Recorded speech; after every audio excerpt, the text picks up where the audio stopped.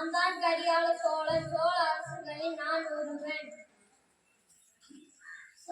சோழ நாட்டை தற்போதைய திருச்சிராப்பள்ளி, புதுக்கோட்டை, தஞ்சாவூர், நாகப்பட்டினம், திருவள்ளூர், மயிலாடுதுறை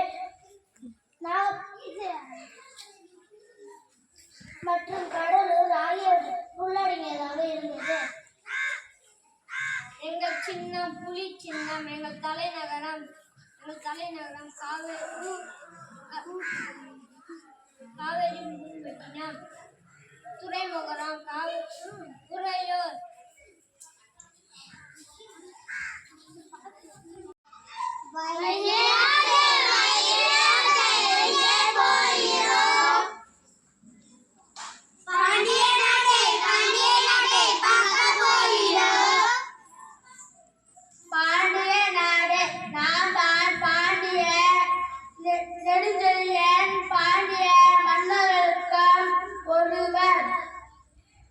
பாண்டிய நாடு தற்போதைய மதுரை, தேனி, திண்டுக்கல், தென்காசி, திருநெல்வேலி, தூத்துக்குடி, சிவகங்கை மற்றும் ராமநாதபுரம் ஆகிய மாவட்டங்களை உள்ளடங்கியதாக இருந்தது.